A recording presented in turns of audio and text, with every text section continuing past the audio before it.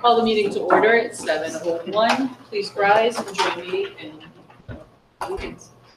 I pledge allegiance to the flag of the United States of America and to the republic for which it stands, one nation, under God, indivisible, with liberty and justice for all.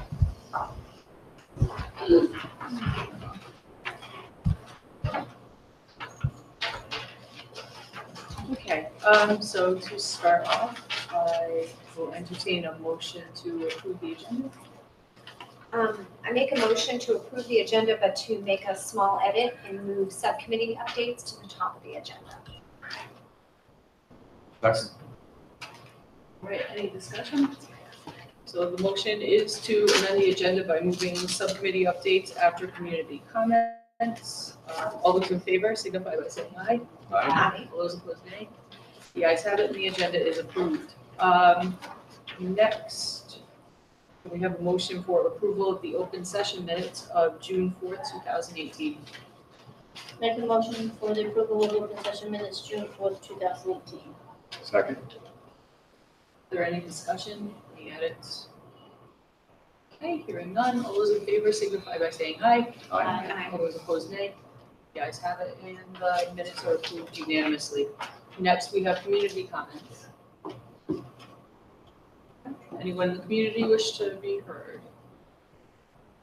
And, okay. Hearing none, we shall move to subcommittee updates, and I will turn it over to Diane Huffman, the Golden Apple. You might want to go back to the original agenda, seeing that the recipient Okay. is not here. I think she's waiting for her in-laws to Okay. They're here, they just don't know how to get up here. They're in the building somewhere. I can be brief in my superintendent's report. Really, I can. Really? Okay. I trust him. What, are you inferring something? No, not me. So should I just do away with that amended agenda? Yeah. Yeah. Yes. Okay. Okay, well, good evening, everybody. I put something as kind of a placeholder, but I think that we should probably act on establishing a capital planning subcommittee. I apologize, I think I have an oversight. I didn't include the email from Matt O'Brien in the packet. Well, we got a very brief email from Matt O'Brien of Mendon, who is working at the behest of the school committee, the Board of Selectmen in Mendon, wanting to put together a comprehensive capital plan for the town of Mendon, but also to include expenses for the regional school district. So I realized when we did a quick review back at our first meeting in March, we talked about coming up with a comprehensive plan that had something a little bit more substantive than a list of all the projects that we need in the regional school district and some estimated costs. So I'm proposing, before we kind of scatter, our separate ways for the summer months, to have some folks come together, even if it's as an ad hoc committee, as a capital planning subcommittee, and maybe nail down one or two dates. And Jay and I in the interim can do some of the heavy lifting as far as itemizing things and putting a little bit more meat on the bone, so to speak. But I think having something to present the town of Mendon sooner rather than later really kind of plants our stake in the ground, so to speak. So I leave that for the committee to decide, to self-select, and if at all possible, come up with a date or two. If not, just we can even determine that through a Google form or a Google poll or something like that. But who would be interested in being on this subcommittee? So who's going to instate the Google form or whatever? I can do that for potential dates, but if we can, is there? I would like to serve. Yeah, do we have ideas about who wants to serve right now? I'm happy to serve. I can do that as well. So, How many people do? 3 would be perfect. we've got, what, We three are the. Oh, permanent okay. people, Yeah. So I So, yeah, so maybe we should. should. just so we can choose. You want to flip for us? You can do it, Sean. That's You fine. sure? Yeah, absolutely. All right. Absolutely. I'd be fine with that. Perfect. Okay, and I will get out tomorrow a poll just so some potential dates that we can make. Okay, cool. Super, thank you. Just briefly, just an update where we are with regard to our new strategic plan. We met for about 2.5 hours last Monday to try to nail down really what are going to be our overarching 4 or 5 large strategic goals, otherwise known as strategic objectives. We also did some further refining on our district's beliefs around learning and also a vision statement. I believe I've included those in your packet, along with some refined infographics with regard to our ultimate outcomes, otherwise known as the portrait of an MURSD graduate. I think you can kind of see where we're going with regard to our strategic objectives just based upon some of our beliefs, and these are the kind of the consistent themes that have come up in the process. First, we believe learning engages students in their personal interests and passions while nurturing curiosity. We believe that learning is a shared partnership between educators, parents, and the larger community. We believe in active, hands-on, student-driven learning that connects students to authentic, real-world opportunities beyond those offered in a traditional classroom. And we believe learning takes place in a safe, supportive, social, and collaborative environment where all individuals are respected and empowered. So you kind of see those consistent themes around student agency, around project-based learning, hands-on, engaging learning, but also the support, the social emotional learning support piece as well.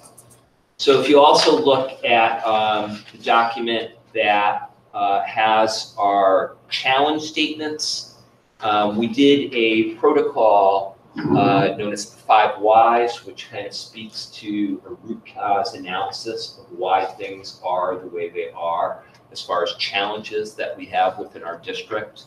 And really within the context of things that we can control, things that are within our sphere of control. So right now we have one strategic objective around defining and communicating real-world learning. What does that mean as far as applications to real life? Second overarching goal is around social emotional learning and educating the whole child and supporting learners in becoming healthy, safe, engaged, and resilient.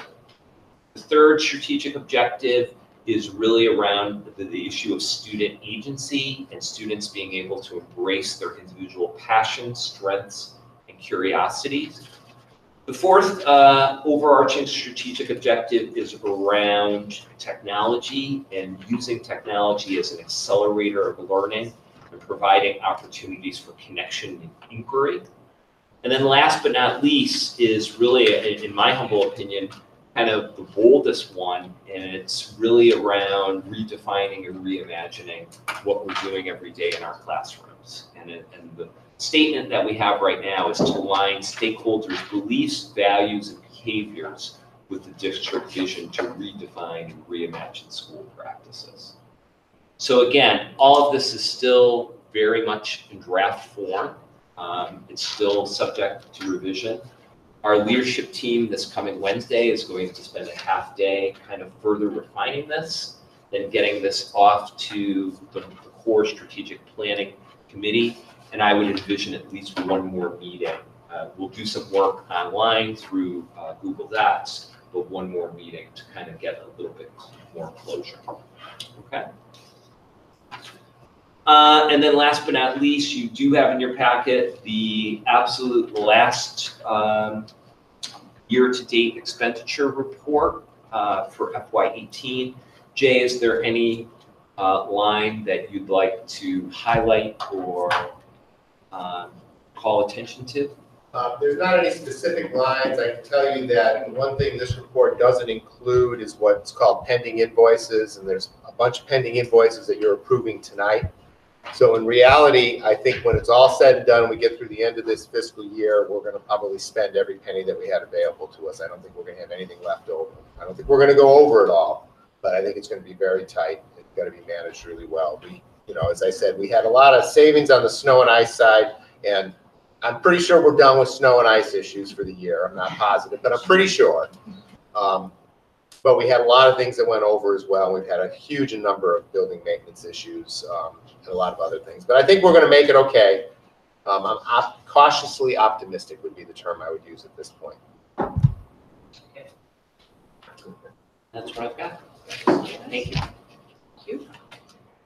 All right, moving on to subcommittee updates, the Golden Apple Award Subcommittee. Can I get the good stuff? So we're closing out another year. We've got our 6th Golden Apple recipient tonight. And I am thrilled that we initiated this 3 years ago, and here we are coming to the table again. We do it twice a year. And with so much emphasis on the negative and fixing problems, it's nice to just reflect on what's good, what's excellent, people doing their jobs really well. So a couple of housekeeping things to anyone who might be listening. Just a reminder that the Golden Apple happens twice a year. Joe sends out a link to a survey. And if somebody has filled out a survey at the beginning of the year, or I should say provided a nomination at the beginning of the year, it's really easy to nominate that person again if they weren't selected the first time around. And I had a few questions about that. So I just wanted to let people know it's super easy. If you click on the link that Joe sends, there's actually an option that says I'd like to resubmit my nomination from the first time around this year. So I just wanted to let people know that, just in case anybody wanted to nominate their person again. So the Golden Apple seeks to acknowledge and reward staff that believe in and exemplify the true spirit of teaching, inspiring, motivating, and helping students and parents in our district. This person does more than what is expected and helps to define our district as a safe, nurturing, challenging, and motivational place of learning. It's a staff member that genuinely makes a difference in the life of students and their families. So as we read through the nominations, all of them resembled some aspects of this statement or this description. Some of our nominees have more general statements, some of them have more specific, as you know. And I think it's those really specific examples that really kind of grab you because you can really see the effects of a staff member's input into how students are evolving and how they're helping in the lives of parents and students, I should say. So the specific examples of dedication, creativity, kindness, attention to detail we saw this time around was unparalleled. We saw some amazing examples. We had 32 nominations, and given it's the end of the year, that's pretty impressive. I know it's very busy to find time at during year-end activities. So for those who took time to nominate a Mercy staff member, thank you.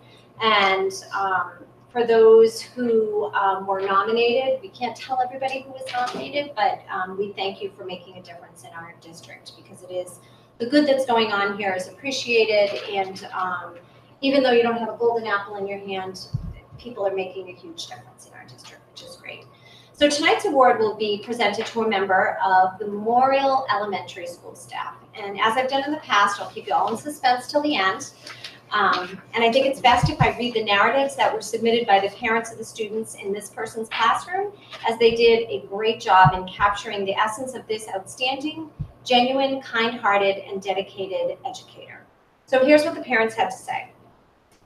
I've always known that she was a wonderful teacher. You can just tell how she speaks to students and how she listens to them. Just by walking into her classroom, you can feel a difference. She knows that one of the most impressive ways to reach is to model. She says, yes, of course you can do this. Let's figure out how. This teacher spends the time, mental energy on every student to figure out how they will best learn and how she can best teach. She has great empathy and understanding for all of her kids, but she goes out of her way to make the classroom an inviting place even for kids who struggle with disabilities.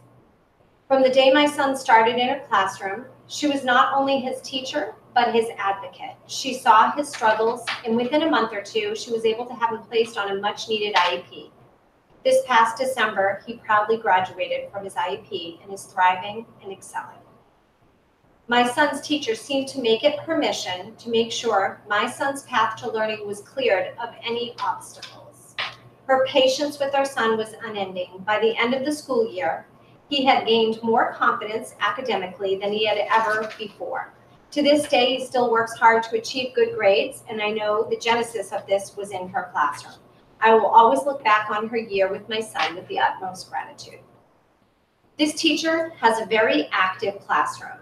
The children take turns with a class job, and they all learn partly through demonstrative experiments. This one was my favorite, actually. It says that I can use up to 500 words, but I think I really only need 3. Community, soup, social. With this one event, my child's teacher taught a multitude, a plethora, a veritable cornucopia of skills. From portions to fractions, to respect and charity, to practice to attentiveness, all the way to cuisine. This project not only shows that she is as creative a teacher as they come, but it exemplifies her dedication and enthusiasm by saying yes to a bunch of 4th graders and their ideas. This event not only brought the community together, but it shone light on our students and their capabilities, their hearts that would have never been lit without this teacher. I wish I could have made it to that because I heard such amazing things about it. So this year's recipient has been with our district for 27 years, if I'm correct. And she's currently teaching 4th grade, though I believe she's taught almost every single grade that there is in elementary school. So it is my pleasure and honor at this moment to be able to present Ms. Brenda Webster with the Golden Apple, the 6th annual Golden Apple. So come on up, Brenda.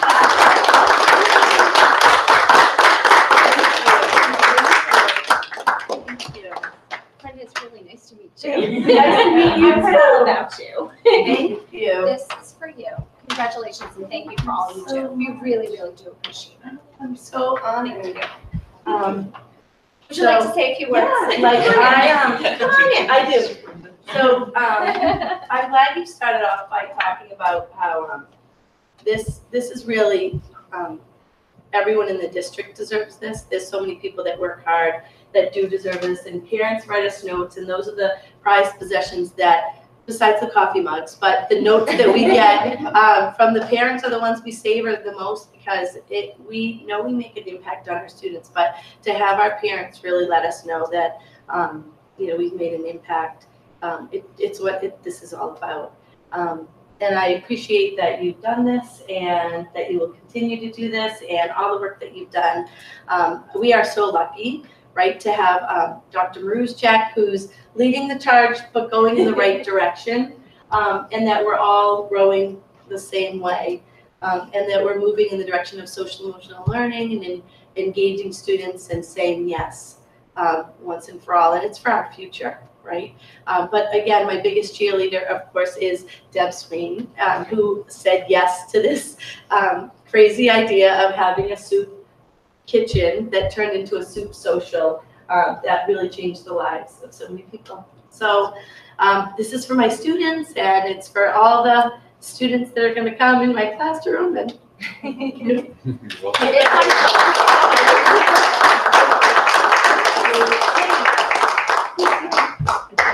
together. Thank you. Thank you. Oh, sure. Oh, thank you. Thank you.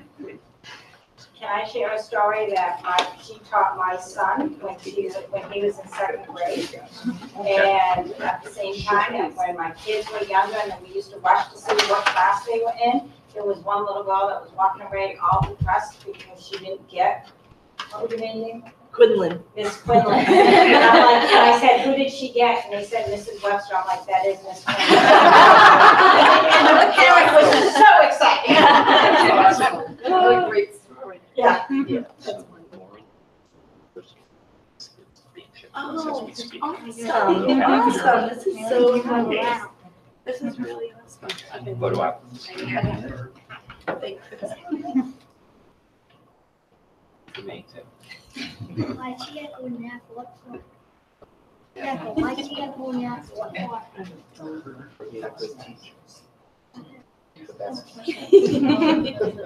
Sure, was that good? Oh, is this still?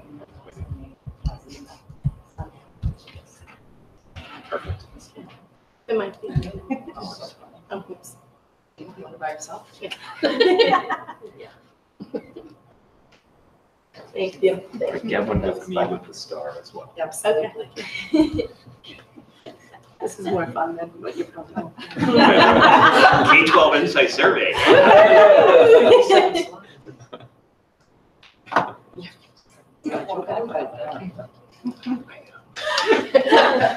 Thank you. Run, but you can't. Thank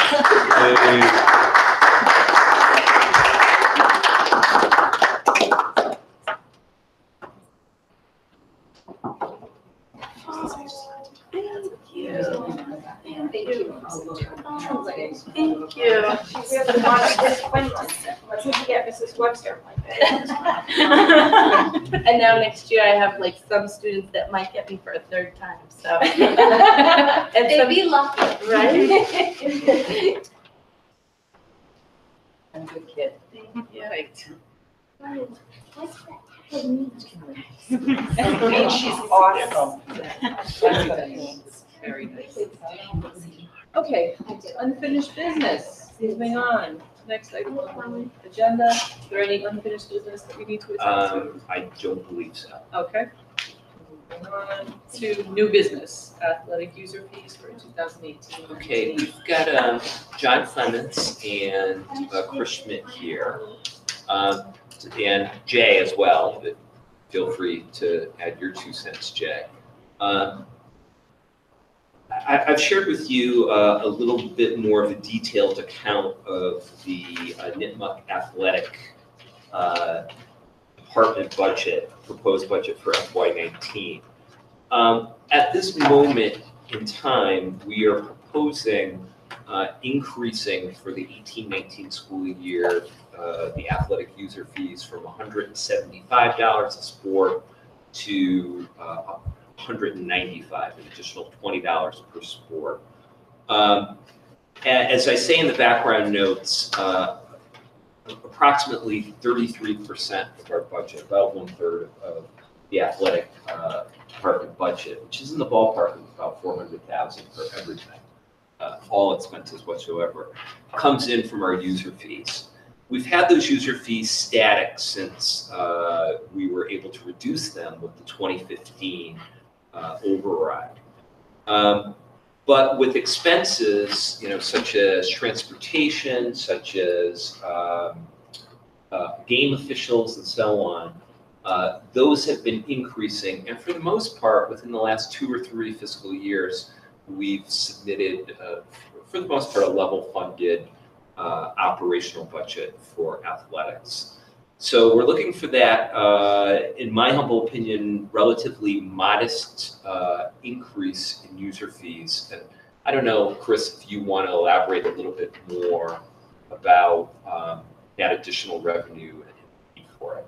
Sure. I think with regards to athletics, and I think Joe said it, we've seen increases in the amount of our game officials, transportation, coaches' salaries, and supplies to some extent. So, the 4 biggest things that we essentially pay for, and the 175 does not provide us necessarily with what we would need to make sure that we cover all of those expenses, which is why through Jay and John, I ultimately felt that 195 is a more accurate number of what would be able to allow us to give the services that I think our student athletes have had the last few years and should continue to do so.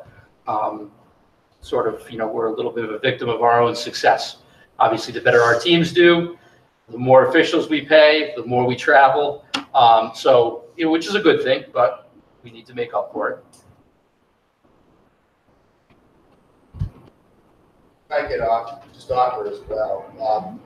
In reality, we probably do not fund our athletic programs to the level that we should in the operational budget, both at the high school and the middle school. We really don't fund it at all.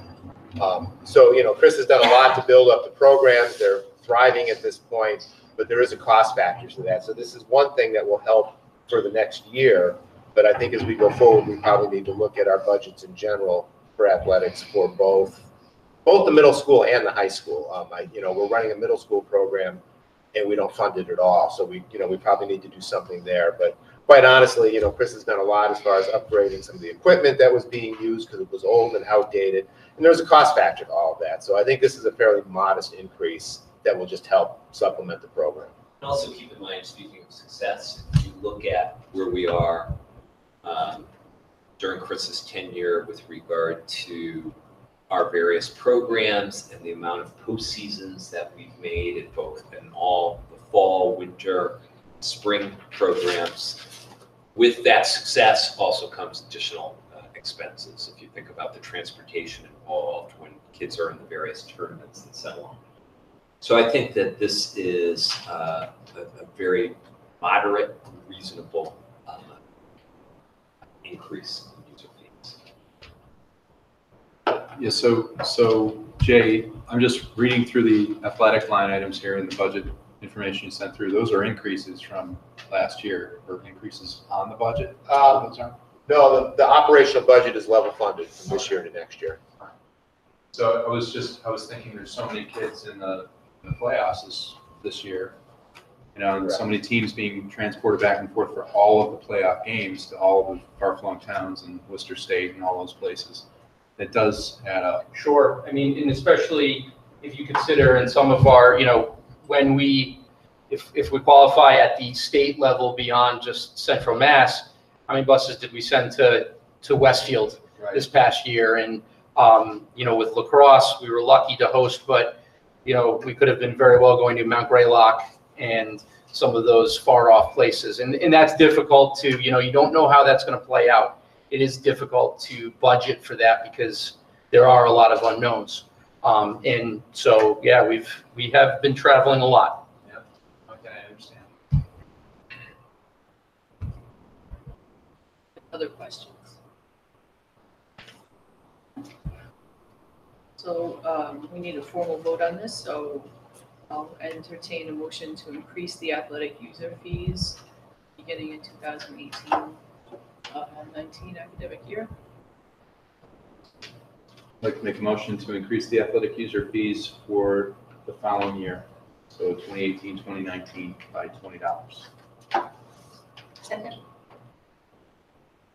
Okay, it's been moved and seconded. All those in favor signify by saying aye. All those opposed, nay. Aye. The ayes have it, so the motion carries unanimously. Where was the script? Okay, so the user fees will go up. And then we'll move over to the presentation of the K-12 Insight Survey. Okay. As you probably know, and this was detailed in our action plans, we did an administration of the K-12 Insight Survey this spring, again, to see how are we doing from a climate and culture perspective across our 4 schools, and then also, probably much more significantly, to help inform our strategic planning process, okay? So I'm going to admit here I have a ridiculous number of slides. I'm really embarrassed. So I'm going to go through a lot of these very, very quickly and touch upon some of the key results. I believe I've shared with you the district-wide data, and most recently, I believe today, I shared some of the narrative data of our schools. And I'm going to touch upon it, and it is actually pretty much overwhelming. It's an overwhelming amount of data, but I'm going to touch upon what I think is some of the largest takeaways. So the survey has 6 major categories: academic support, student support, school leadership, family involvement, safety and behavior, and school communication. These are really the major matrices in which all the questions are asked to all of our stakeholders.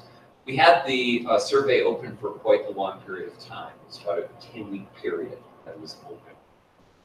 Our participation rate was okay. It wasn't great. It was about 21% of all of our parents, 38% of our staff, of our middle school kids it was 82%, and of our high school kids it was about 67%.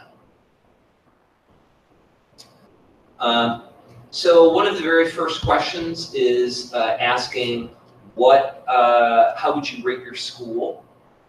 And 89% of our parents ranked their child's school as either good or excellent. 93% of our staff ranked their school good or excellent, and the same with Nipmuc students. And then 67% of MISCO students.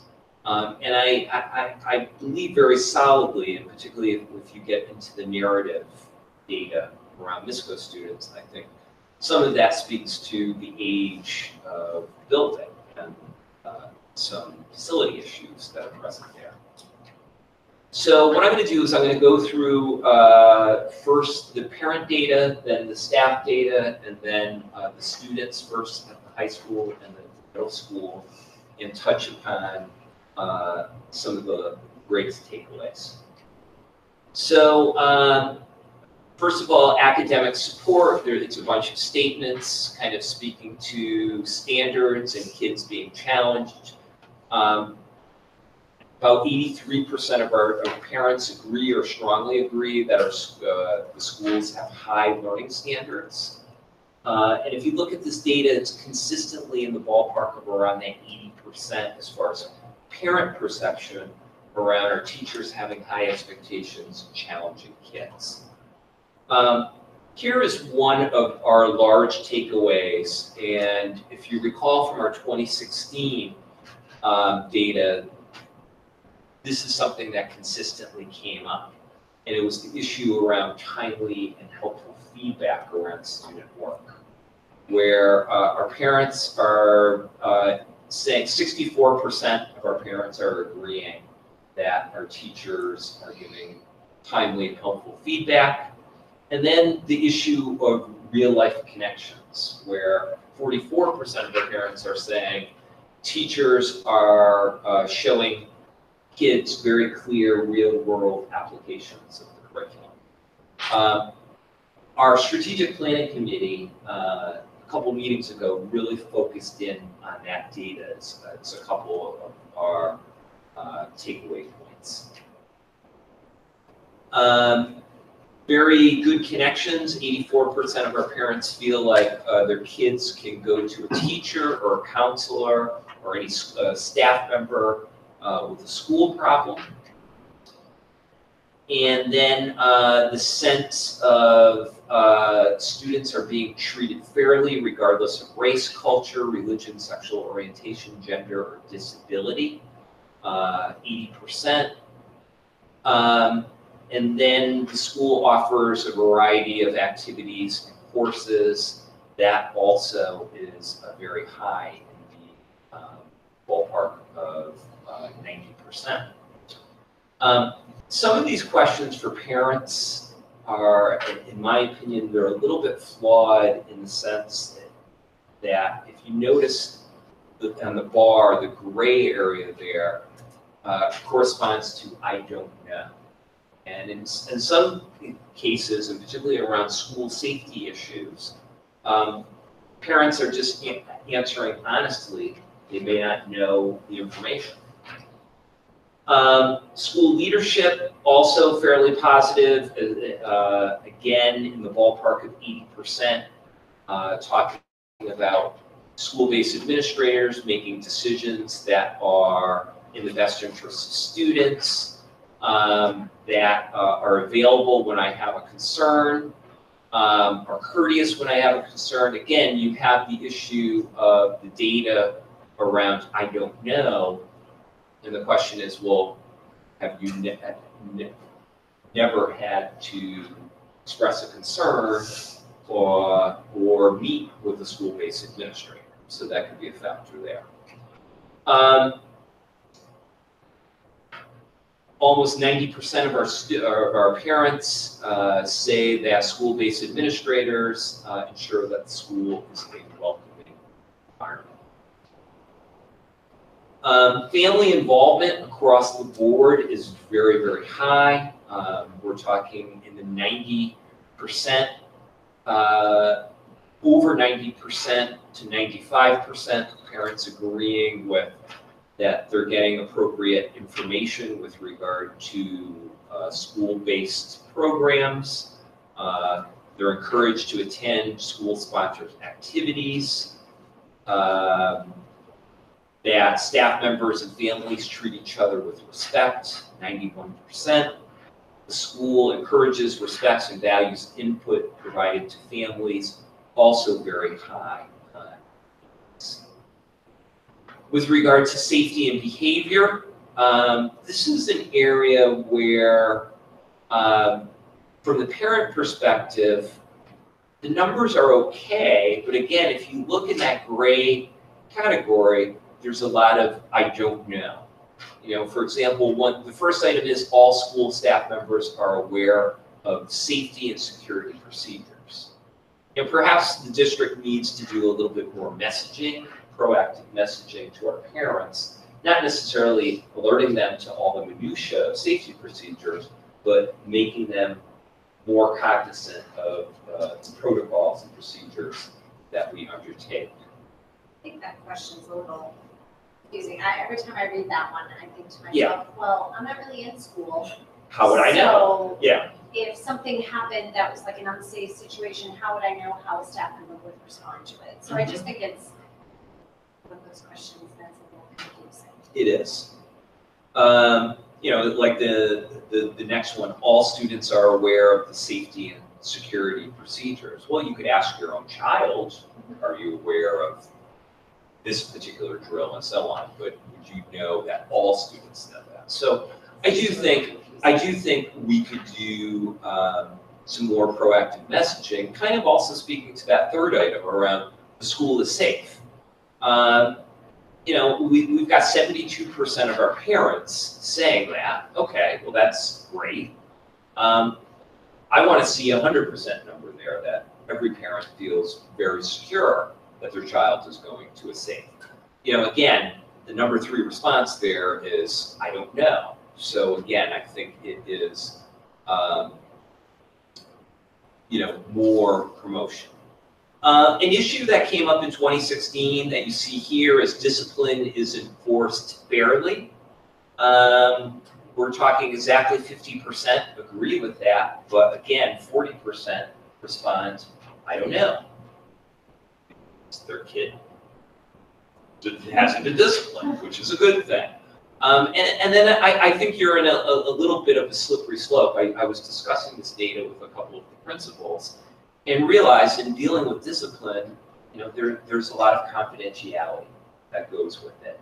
You know, even the principals in dealing with it, they don't break confidentiality even in discussing a matter with staff. So that's always going to be a challenging issue.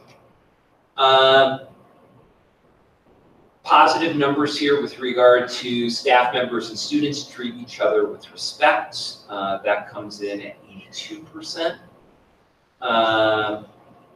Staff members are responsive when students report bullying. Again, that's a big I don't know, 57%. But the flip side, the school's culture is positive and respectful. That comes in at 82% of people agreeing. Again, just like family involvement, communication is very, very high, upwards of 90+%. Talking about school emails, regular, consistent, and effective methods to communicate with parents. Open houses and school-sponsored information programs are very helpful. Again, positive. Still some questions about knowing how to use iParent or school academic supports, but still it's upwards of pushing about 80% green. We added an item 2 years ago about I would prefer alternative communication, something other than emails, websites, or paper notices. That one comes across negative, disagreeing, for the simple reason that most people are content with the current communication. But again, we have this issue, if you look at this first item, about providing regular feedback about progress. That one only comes in at about 54% agreement. And then the whole issue around parent-teacher conferences, and there being sufficient time, that comes in at 56%. So if you look at the highest and lowest for this category, across the board, 90s, mid to high 90% kind of speaks around communication and involvement and engagement of families. And then some of the biggest disagreement statements kind of, again, talk about that issue around timely and regular feedback around child's progress and child's work. So if we look at the staff data, interestingly enough, tends to be the most positive. Again, very, very high numbers as far as the school having high standards for all students and teachers, setting high expectations. Notice this last bar is where you have a little bit of a perception gap, where students are challenged by their schoolwork. We have upwards of almost 90% of our teachers agreeing. When we get to the student piece, there's a gap there, and our strategic plan committee very much seized on that. Again, teachers give timely and helpful feedback about student work. There's agreement, and it's in the ballpark of around 80%, but again, you have that gap of parent perception versus the teacher perception. This next item, teachers successfully show students how lessons relate to life outside of school. You got 76% of teachers agreeing with that. See a delta with student perception. So again, also very positive as far as inclusivity. And again, you see a lot of green here with regard to family communication and family encouragement to attend events. You see high marks to staff members and families treat each other with respect, upwards of about 90%. And then safety and behavior, our staff members in the ballpark of around 85% are saying that the school is safe. But again, you have, similar to the parent piece, a little bit disconnect around the statement around discipline is fairly enforced, where it's about 63%.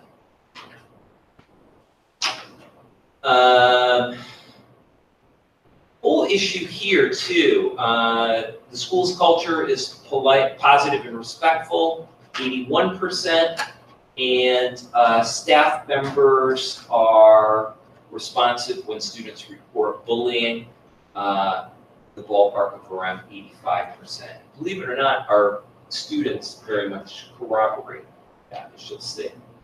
So when you look at the staff data, again, your highest markers, it's actually across all 6 matrices, but very high marks with regard to family involvement and engagement, high marks with regard to school having high learning standards, and staff members taking appropriate actions to ensure students feel safe and comfortable in attending schools. Now, with regard to the highest negative ratings, discipline is enforced fairly. Students receive the support they need for academic and career planning, and school-based administrators promptly resolve my issue when I have a concern. I do want to stress, and I do think it's important to look when you are looking at the data and the highest negative ranked, for the most part, we're in the ballpark of around 20% disagreeing. Now, 2 years ago, and again this year, I had a video conference with the folks from K-12 Insight, and they said, Joe, everything is relative. We work with some school districts where the highest negative or the highest disagreement is in the 80s and 90% ranks. So yes, you should use this data to, inform future planning, but you also have to take a look at the numbers too with regard to percentage disagreement for staff or any stakeholder group. When you look at the high school kids, very, very positive as well with regard to feeling that there's high learning standards. 95% of NIPMA kids believe that there are high learning standards. 90% believe that there's high expectations for students. As far as the challenge piece, 92% of kids say that they're challenged by their schoolwork. But again, here's where we get this little bit disconnect around timely and helpful feedback. It's 61% at the high school. And then it's only about 37% of the high school where the kids are agreeing with the statement, teachers successfully show students how lessons relate to outside of school. That was for a specific age group? This is for the high school kids, 9 through 12. So Sean, you're kind of speaking to real life applications there. Yep. Also pretty positive with regard to, there's a teacher, counselor, staff member to a school student can go to for help with school problem, 93%. And then it drops down a little bit about personal problem. But if you recall when we went over the Metro West Adolescent Health Survey data, very much mirrored that type of trend. Positivity around variety of activities and courses. Positivity around school-based administrators are available when I have a concern. They're courteous, they're responsive. Staff members and families treat each other with respect, 86%. This one's kind of interesting. The school uses family input to improve instruction. That is 56%. But again, 25% said, I don't know. But I think that becomes a real challenge, particularly at the high school level. Again, the school is safe. 90% of our kids at NIPMA stating that it's safe. And also in that ballpark, 87% being aware of safety and security procedures. Bullying not being tolerated, 86% of NIPMA kids saying that. And then if you look at, again, the highest ranking, a lot of pieces around academic support, around having high learning standards, teachers having high expectations, kids being challenged, are what the students are reporting as some of the highest.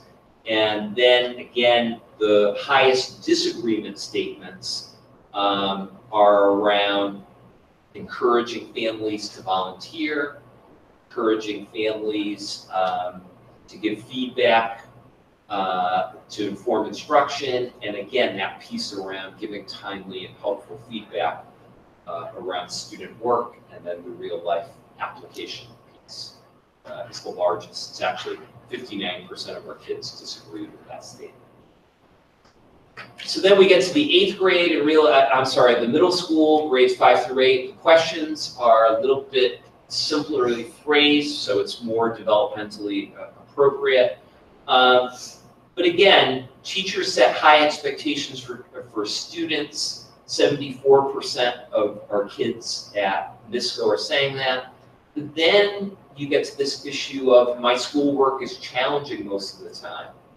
And don't be confused, they're a little confusing how they did the bars here. The dark green is just true, the lighter green is false, and then the yellow is I don't know. So they didn't give the kids a 5-point Likert scale. So 52% of our kids at the middle school say that the work is challenging. And doing a lot of the work that Jen has been doing in looking at the schedule and looking at the tracking issue, that is an issue that has come up time and again. Again, a little better than the high school. My teachers give real life examples in class, 63% agreeing. 70% of our kids saying I can talk to an adult if I have a school problem. Then it drops down to 43% about a personal problem. My school offers a lot of activities, 76% say yes. My school is safe, 67%. And then one of the highest things that our middle school kids agree with is bullying is not accepted in the school, at 82%. So if you look at our middle school kids, again, the highest agreement item is bullying is not accepted in the school, and then I know my school safety and security procedures. And then the biggest disagreement is, again, the whole piece around my schoolwork is challenging most of the time. And then the feedback piece, my teachers tell me how well I did on my schoolwork, where 26% of kids disagree with that. So again, a couple things, we carried this over, and I remember you were very passionate about this, Diane, 2.5 years ago, of questions around technology and technology use, both within the context of school and at home. So these were questions that were asked just of our parents. So first and foremost, I have a good understanding of how technology is being used by my child's teacher during the day. We've got 75% of our parents responding to that. And then I feel capable and confident in managing my child's use of technology for homework. Again, it's in that ballpark of 75%, 76% agreeing. Question, Joe. Sure. When we're switching over to this category of parents and technology, this takes into account K through 12. Is everybody lumped together? It's all parents. Okay. All parents get this, yes. But we also have it disaggregated by the schools. So then, the amount of technology used in my child's school, largest answer there, almost 60% said just right, and then 20% said too much, and then in second place, 20% said no. And I thought this one was kind of interesting. When my child uses technology at home to complete schoolwork, he or she is, we've got about 72% of our parents saying either very focused or focused. Conversely, about 22% of our parents are saying distracted, very distracted. Those numbers are actually better, more positive towards the focus end of the spectrum than they were 2 years ago. So then, I didn't have the time to put this together, and I think that, the narrative reports have all the individual results, and realized, as I said in the email to the committee, it's really overwhelming to take in all of that narrative data. So if you recall, and particularly to inform our strategic plan, we had a series, I believe it was 4 short answer questions around things like, I wish my child had more opportunities to do this. It was like, fill it in 100 characters or less. One that I'm going to show you is, people learn most powerfully and deeply when. So we asked that to parents, we asked that to staff, and then we asked it to the kids. So what I did is they initially just sent me a Excel file, this massive Excel file that was just a mess. So what I did is I took the responses and I dumped them into a word cloud forming app. So this is what our parents say, and you can kind of tell, and obviously you know word clouds, the bigger the word, the more bold it is, that means it showed up with a greater amount of frequency. So our parents obviously want, you can kind of tell, real world applications. They talk a lot about the difference that a teacher makes, that they want to see a safe environment, one that's nurturing, one that's positive, one that's engaging. Kids are, you know, working together in groups where it's fun and so on. And then I think our staff said a lot of the same things, particularly around the environment where kids are respected, where they're safe, where they're engaged in their learning. Again, you see a lot of the same words there around comfort and respect and relevant learning.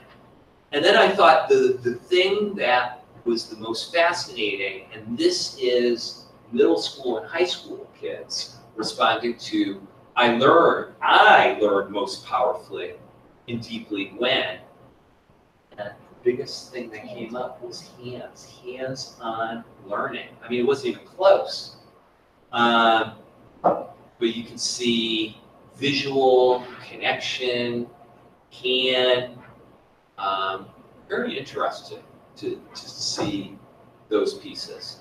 I'm probably going to do a second report out based upon the narrative data, and particularly those items, doing something a little more sophisticated than a word cloud, or probably more of a coding process to kind of narrow them down into specific categories. So I'm at 28 minutes and 53 seconds. Wow, I'm shocked. But if I had to take away some of the largest takeaways, I think overall there's a fairly high rating of school quality from all of our stakeholder groups. If you were to compare all of the groups, with the exception of our MISCO students, they're all an increase of about 3 to 5% in rating the school as good or excellent.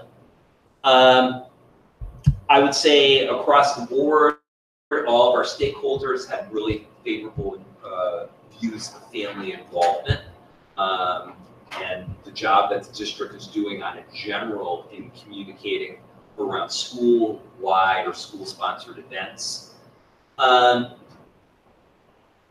So again, this whole piece around our kids feeling that the schools do have high learning standards, but again, that piece around disagreement around the real life applications, I think is something that we're going to be pursuing. Strong majority of our middle school students indicate that bullying is not accepted and that the school is safe and that their teachers are setting high expectations. But again, kind of contradicting that is the whole piece around the schoolwork, the perception of middle school students that their schoolwork is challenging.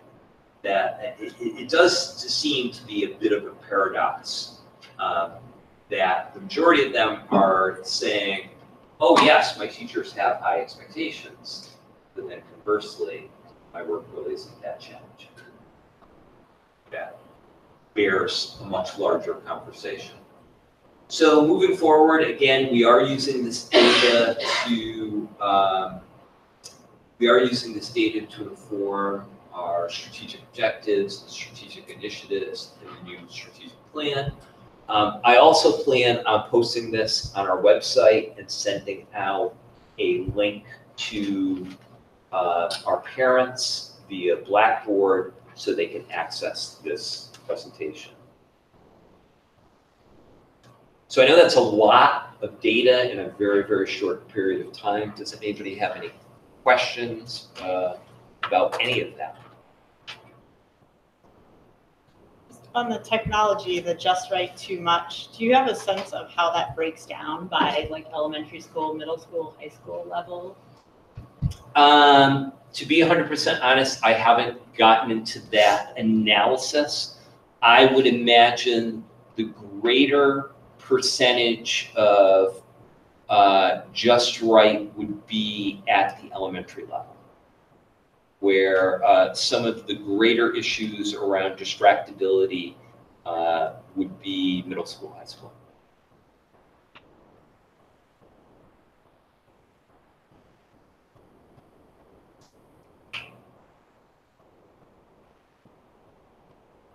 Any other questions?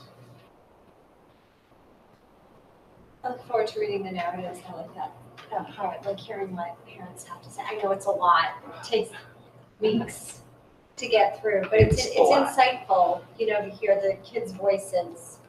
Actually, and I, if I were to advise you as a place to start, I'd say start with the kids. Yeah, that's what it means the most to me. It's like, what are the kids feeling about Yeah. what they're. And I think you have to read them, and you, to a certain degree, you have to have a filter.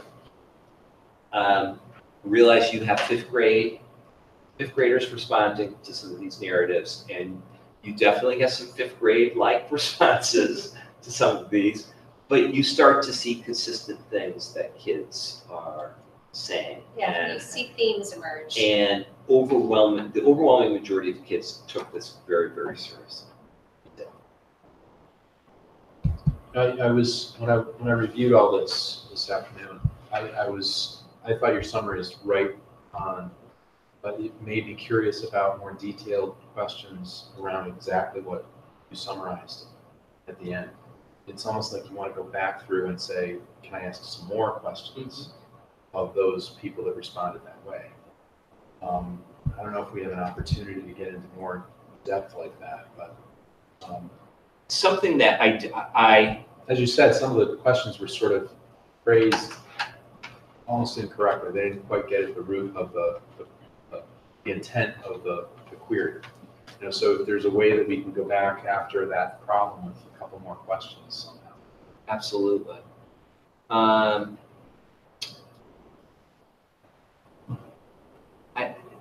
I named this presentation my streamlined presentation, which really is a joke. What I sent to you in the packet was actually a little bit longer.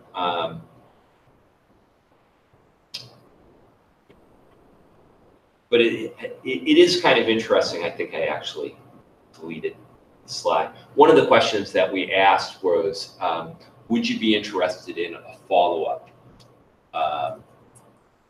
survey or a follow-up focus group? And it was abysmal. 6% said yes, sign me up. And I take it as two things. I think generally speaking, our parents in our district are working professionals. They're super, super busy. They're tapped out with work and the kids and activities. So I think that's one piece. But I also think it's commensurate with satisfaction. For the most part, when people are satisfied, they're not going to feel this need of like, okay, I've got to get this. And I think it's also commensurate with trust. Yes. Because you're asking them the questions, they've already provided their feedback, because your question was, would you be willing to offer more feedback? Mm-hmm. I think they've just taken the 20 minutes it's taken them to fill out the survey, and then they trust Absolutely. that you're going to take their feedback, and when there are themes, that they're not the outlier, and that there's other students or parents or staff members who feel this way, that you're going to respond to it. So I think it's a matter of trust too. There's an expression they use in business when you're surveying your customers. Henry Ford used to say, if I ask all my customers what do they want for transportation, they would want a faster horse. So the vision isn't there usually when you have a survey. You can't survey out vision and try to get meaningful responses unless you have a more in-depth kind of focus group where you're working through the problems So that's the part we're missing with a survey like this. And that has me a little concerned.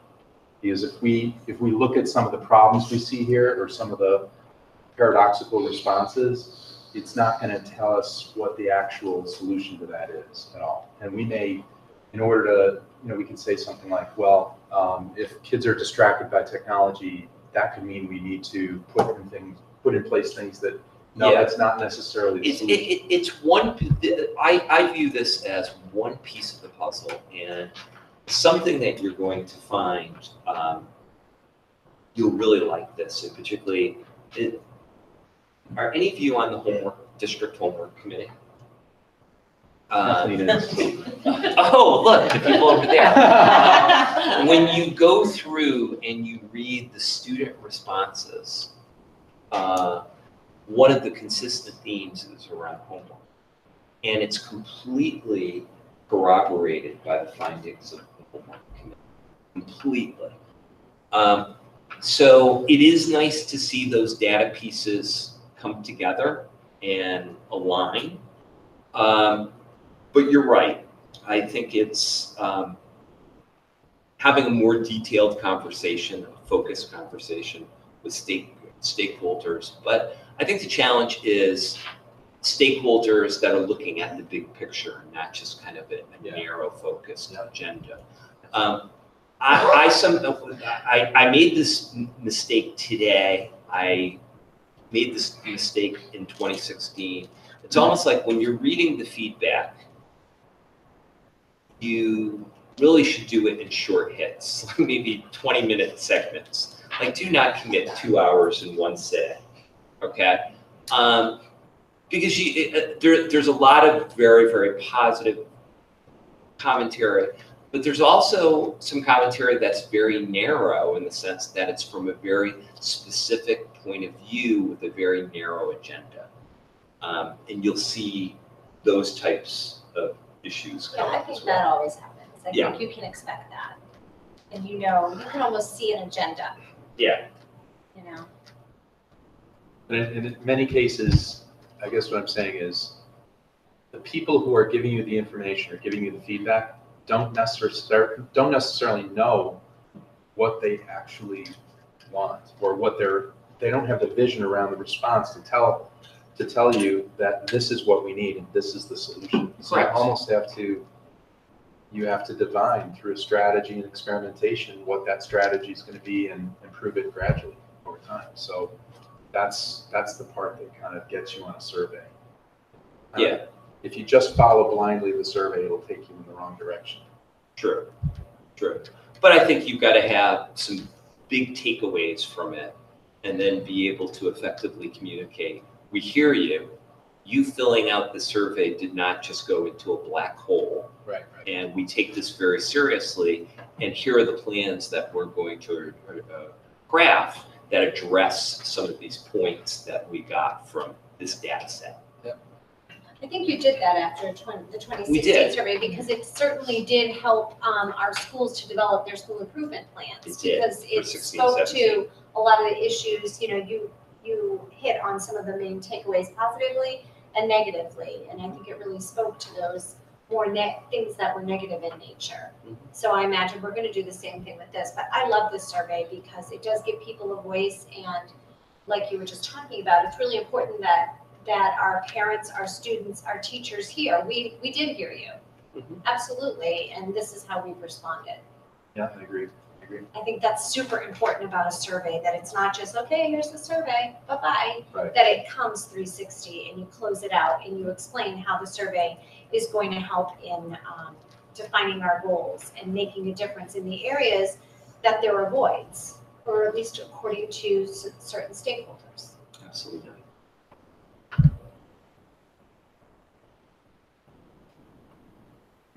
Any further questions? Thank you. We next move on to correspondence. Is there any correspondence for the committee? There is none for this meeting. No. Are there other matters not anticipated by this committee within 48 hours of the posted meeting? Okay, hearing none. Future agenda items include the presentation of the new Mercy strategic plan and the fiscal year 2018 Mersey financial closeout, both on August 20th. Any final comments? All right, hearing none, we will entertain a motion to adjourn. Make a motion to adjourn. Motion been seconded. All those in favor signify by saying aye. All those opposed, nay. Aye. All right, the meeting is adjourned at 8:10. Have a lovely evening. Have a nice July.